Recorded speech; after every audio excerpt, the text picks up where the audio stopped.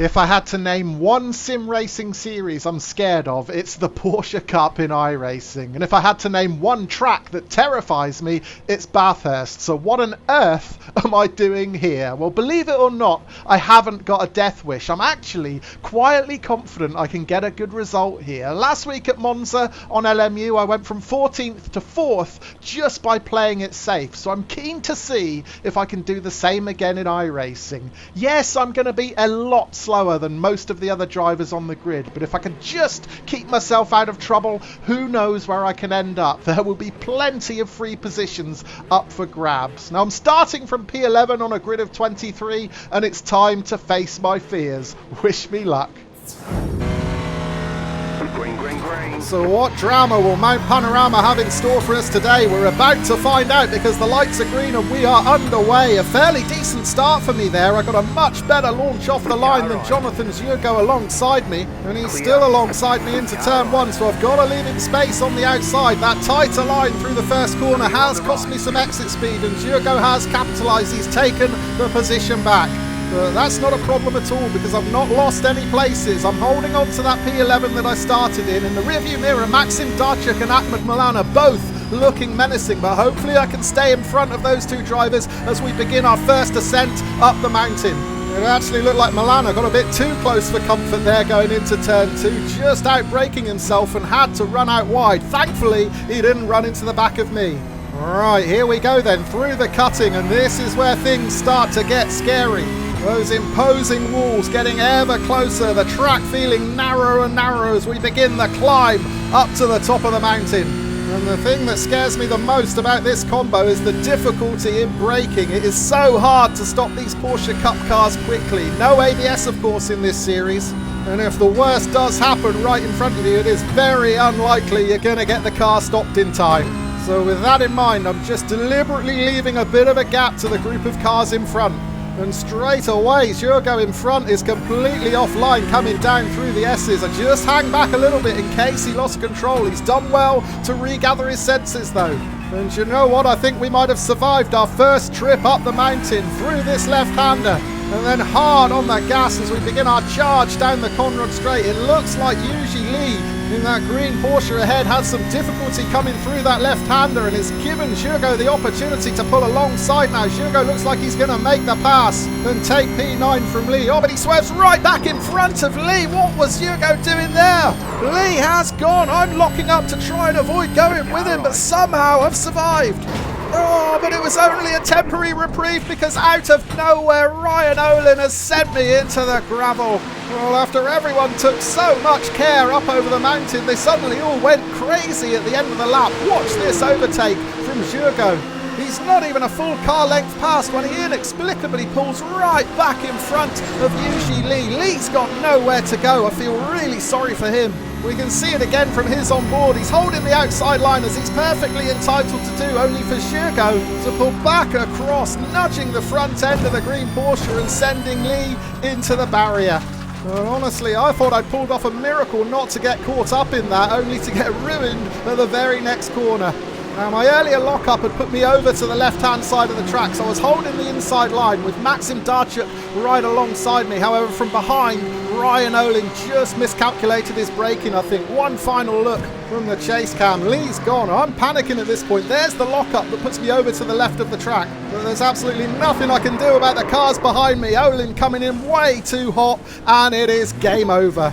Or is it game over? Because I've managed to avoid getting a meatball flag, so I'm still out on track. We're halfway through lap 2 now. Still 10.5 laps of this race to go. Anything could happen. Still a lot to play for. Now I'll rejoin the track in P22. I've already gained one position back because Yuji Lee, the unlucky Yuji Lee, has had to pit for repairs. So I'm up to P21 and it's looking likely I'll get P20 before too long because I've closed right in on Thomas Apatadaga. It certainly feels like I've got a lot more speed down this Conrad Straight, so I may get the opportunity to make a move up the inside. It's important I don't do the same thing as Yugo did a lap ago, so I'm going to stay on this inside line unless it's clear for me to move over. And actually, yeah, Apatadaga backs off and lets me have the position. Meanwhile, huge crash in front for Mark Weller. Well, that is a really strange place to have an accident. I didn't see how it started. All I saw was a big cloud of smoke and Weller bouncing back off the barrier. We'll go back and check out a replay replay shortly to see what happened there. But in the meantime, that is another free position gain. So that puts me up to P19 as we finish the second lap here at Bathurst. So from my perspective, nothing has changed. The game plan remains the same. I'm just going to keep it safe, keep it steady, and hopefully pick up the freebies. Look to the left of the screen, another position up for grabs. That is Ryan Olin who's gone. So that's me up into P18. Right, let's go back and check out the replay to see what happened to Mark Weller. Now, the cause of his crash actually happened a few corners earlier. He lost his rear spoiler there. And that is what caused his Porsche to suddenly let go in spectacular style on the approach to the chase. So yeah, I could yet finish in a respectable position if the freebies continue at this rate. The next position gained was when Ryan Olin span out. Now this pass was particularly satisfying because it was Olin who made the big miscalculation that sent me out into the gravel at the end of lap 1. Now, if I had managed to avoid crashing out at the end of that first lap, I'd now be battling with Maxim Darchuk for P12. I'm going to switch on the TV cam because Darchuk is about to make a big mistake of his own. Going into the cutting, coming out of the corner, just loses the rear as he gets on the gas a bit too early and wallops the tyre wall. Now, Darchuk is right in the middle of the track, but he's doing exactly the right thing here, resisting the temptation for a quick rejoin and causing a roadblock. He just rolls to a safer position and lets everyone pass, me included.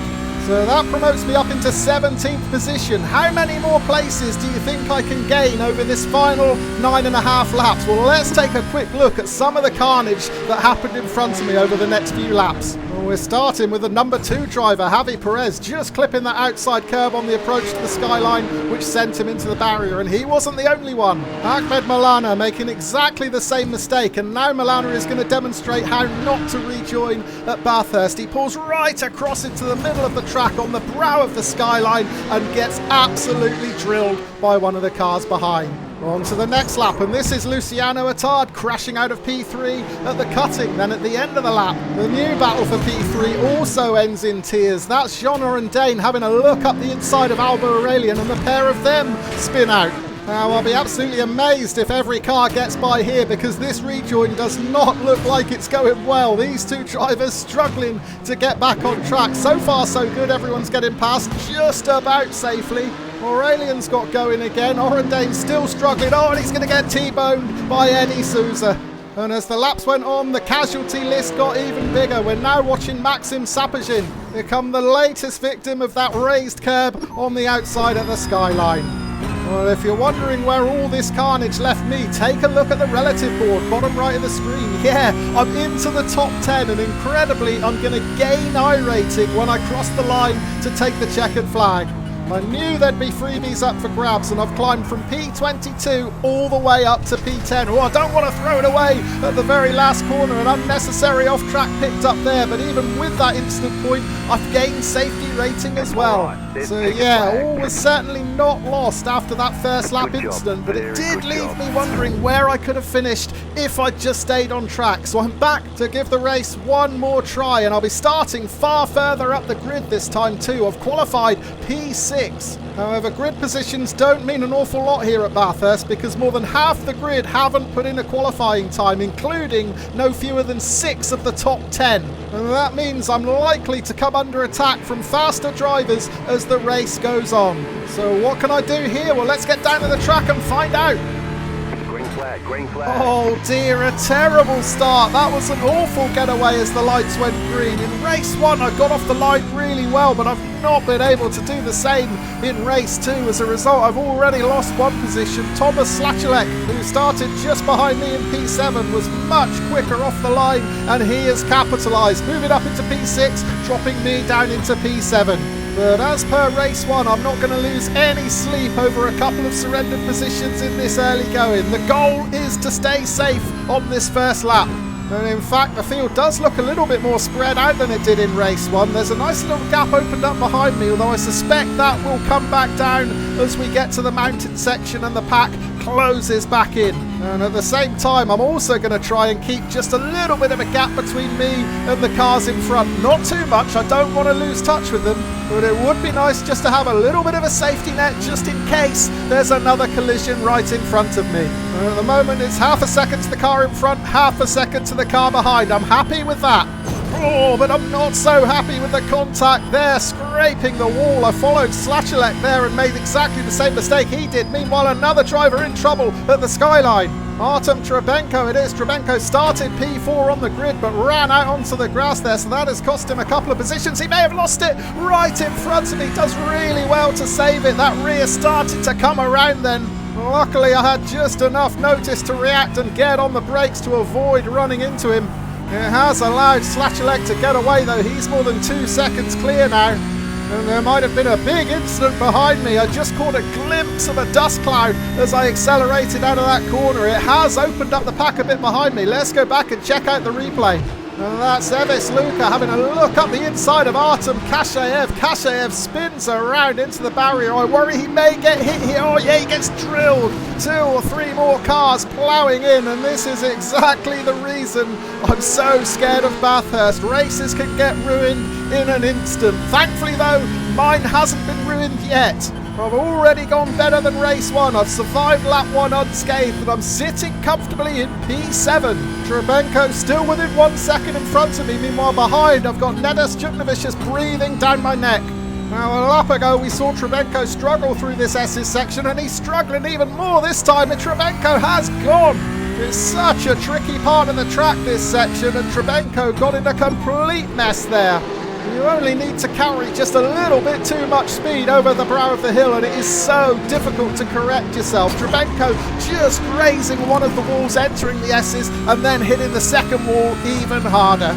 So I'm back into P6 now, the position where I started this race. We're approaching the end of the second lap, and it looks like one of the drivers ahead has got into some difficulty entering that final turn. It was Mickey Tro into the barrier, and then on the exit, Mustafa Metwali also having difficulty, so that has promoted me up into P4. And yeah, in just 1 corner at the end of that second lap, I've got past 2 of the drivers in front of me. Firstly, Mickey Tro just clipping that curb on the inside and unsettling his car, and then exiting the corner. Mustafa Metwali just getting on the gas a bit too early, has to lock up to stop the oversteer. So a really encouraging start here. I'm keeping it steady, I'm playing it safe, and I'm making progress up into P4. However, I am now starting to see some quicker drivers getting bigger and bigger in the rearview mirror. The first of which is Till Sassenhausen, and Till's actually going to have a really easy overtake here because I've overcooked it into the cutting, rolling out the red carpet for Sassenhausen to take my P4. Right, let's jump forward to the end of this third lap. I'm still in 5th position, but Nedes Juknovicius has been putting me under a lot of pressure, both up and down the mountain. It certainly feels like he's quicker than me, so do you know what? I'm not going to stand in his way. I'm going to give him an open invitation up the inside. It's far too early in the race and too dangerous a combo for me to be trying to defend against a faster driver. So yeah, Juknovicius can have that position. I still firmly believe that if I play it safe, I will get the place back over the course of the 12 laps. And you know what, I may even do some more yielding yet, because in my rear view mirror now is the top ranked driver on the grid, Jack Hotter, one of many not supposed to qualify in lap time. He's going to have a look up the inside into turn 1, so yeah, once again I'm going to give him the position. Oh, he gets really messy exiting the corner though. I don't particularly want the highest ranked driver stuck behind me going up and over the mountain, but I may not have a choice here because I'm carrying a lot more speed than Hotter down this straight. Even if I get to Quarry Corner ahead of him, I may relent anyway because I'm going to be on the outside, and if we stay too wide there's a risk that I may get squeezed up against the wall. So yeah, just back out of that one, give Hotter the position. Now I know it's not scintillating viewing watching me give away these places, but I've got to be disciplined here. I've got to stick to my game plan of being steady and being safe, and that is exactly the reason why 2 more freebies straight away. One of them was Thomas Slachelek, the number 13. He was leading this pack of 3 when he loses the rear into the cutting. Now Till Sassenhausen managed to get through there, but Adrian Wiener not so lucky. Now Wiener is running the number 2 plate here, so he's the 2nd highest ranked driver on the grid, and he is right behind me now. He rejoined quite quickly after that incident, and once again I see him having a look up the inside, so I'm just going to let him have it. In fact, he's running a little bit hot there, so I do have to take to the grass to avoid any contact. I'd much rather take the off track for 1x rather than pick up any damage from a bump. So I've dropped a position but I'm still in good shape. Keep the faith. There is method to my madness. I'm still confident I will get these positions back, and in fact I'll get the position back from Wiener straight away because he's made a mess exiting the final turn. So that means I'm going to start this 5th lap back in the top 5. And yeah, just seconds after I decided it was safer to give Wiener the position, he makes a big mistake exiting the final turn, losing the rear, and this is not going to end well. He gets drilled by one of the cars behind, and that is Wiener's race run. Right, returning to the live action on lap 9, 3/4 race distance, and I'm actually in a reasonably comfortable 5th position. The driver behind me, Thomas Mauvage, is 2.5 seconds back. Meanwhile, the battle for P3 is more than 6 seconds in front of me, but the yellow flags are out. Has the battle for P3 turned physical? I know it was pretty close between Jack Hotter and Nedas Juknavicius, but it looks like they're both still on track. I've switched the TV cam on so we can keep an eye on this battle for P3 though, because it is getting incredibly close. Now, I'm nowhere near as fast as either of these drivers, even when they're locked in a battle like this. However, you never know what might happen. They're fighting so closely. One slight mistake and I could find myself in a podium position. Look at Hotter in the orange car. He's made a splendid move up the inside into the chase. So Hotter has moved up into P3. Juknavicius down into P4. Oh, wait a minute. Hotter going into pit lane and he's being followed by Juknavicius. Both of them entering pit lane. Have they both been handed drive-through penalties? It looks like it.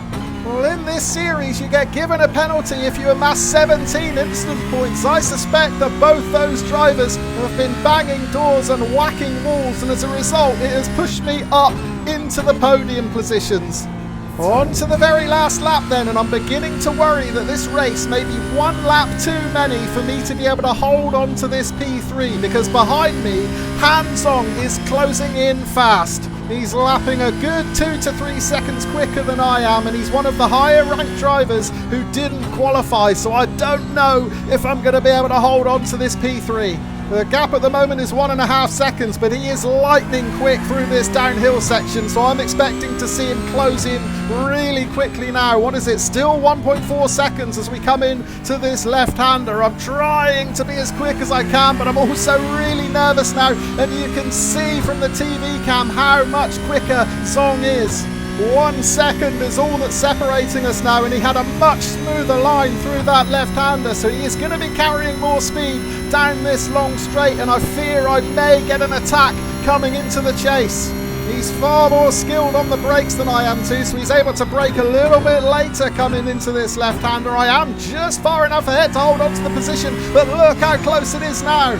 This is going to be a straight shootout to the line. Have I got enough in me to hold on to this 3rd position, or will I surrender it? Into the final corner then, I try and be a bit more defensive. I didn't want to leave myself open to any potential dive bomb, but now it is a straight race to the line. I think I've just about got it, and I finish in 3rd position by half a car's length. And of course, with a podium finish comes a healthy boost to the iRating. Well, I said at the start of the video that I sensed I could get a good finish here. I wasn't expecting a podium, but really happy with this. Yeah, it's incredible to think that on outright pace alone, I should have been on the fringes of the top 15, yet I find myself in 3rd position. Now, I get a lot of flack for not being aggressive or attacking enough and for giving up positions too easily, but sometimes there is a method to my madness. This is one of those days where my natural lack of aggression is a benefit rather than a hindrance. I was disciplined here, I stuck to my safety first strategy, and it has paid off in a big way. It's my first time on a podium since returning to iRacing. Hopefully it won't be the last. Thank you ever so much for watching.